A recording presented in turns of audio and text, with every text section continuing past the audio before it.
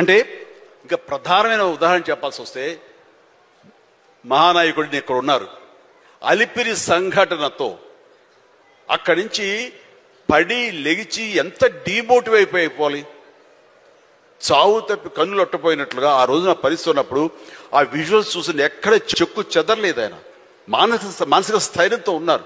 హాస్పిటల్కి వెళ్ళి ట్రీట్మెంట్ తీసుకుని వెంటనే మామూలుగా బయటకు వచ్చారు కానీ ఎక్కడ సరే బెసికారా, కొంచెం వెనక్కి తగ్గారా, ఆలోచన విధానంలో ఏంటిది అన్నారని ఏమీ లేదు. బ్రహ్మాండమైనటువంటి ఒక కన్విక్షన్ తోటి దీన్ని ఆయన ఎదుర్కొని నిలబడ్డటువంటి హీరో దాత్తత నేను ఆ రోజున చూశాను నాయుడు గారిలో.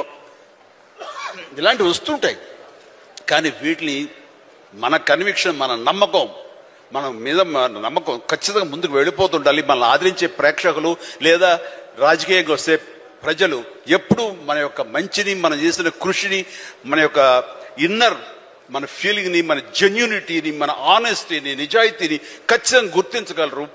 మధ్యలో ఒక్కోసారి ప్రతికూల పరిస్థితులు వస్తాయి, బట్ వాటిని అధిగమించేలాగా వస్తుంది. మనకి రోజులు మంచి రోజులు వస్తాయని కన్విక్షన్ తెలితే కనుక అలాంటి అబ్స్ట్రకల్స్ని ఓవర్కమ్ చేయగలం.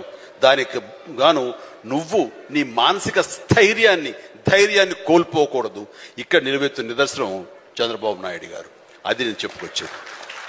మన నారా చంద్రబాబు నాయుడు గారు కూడా చిన్నతనం నుంచి కాలేజీ రోజు నుంచి నాయకత్వ లక్షణాలతోటి అక్కడ నాయకుడుగా కాలేజీలో ఉంటూ అక్కడి నుంచి తనకి ఇష్టం ఈ ఫీల్డ్లో రాణించాలి, రాష్ట్రానికి సేవలు చేయాలి, ఇక్కడ ఏమైనా సరే అవ్వాలి అనే అకుంఠిత దీక్షతో అయ్యారు. ఆ రోజున రామారావు గారు ఉంటారని ఆయన పాలిటిక్స్కి వస్తారని కాదు, ఆయన మీద నమ్మకం. ఆయన అట్లా ఏ మారుమూలు ఉన్నా నేను ఎట్లయితే యాక్టింగ్ మీద నా నమ్మకంతో నేను ఎలా ఉన్నానో అలాగే నాయకత్వ లక్షణాలతో పాలిటిక్స్ లో రావాలి, రాణించాలి, ఇతోధికంగా ఎంతో సేవలు చేయాలని అనుకున్నారు. కాబట్టి నాయకుడిగా, స్టూడెంట్ నాయకుడిగా, విద్యార్థి నాయకుడిగా ఉన్న ఆయన పాలిటిక్స్ లో రావడం ఏంటి అనుకోని పరిస్థితుల్లో అవకాశాలు వస్తే వాటిని చేజిక్కించుకుని వాటిని ఆసరాగా తీసుకుంటూ అంచెలంచెలుగా ఎదుగుతూ ఈ రోజున మనం చూసేటువంటి అద్భుతమైనటువంటి ఒక మహానాయకుడిగా ఎదిగారు.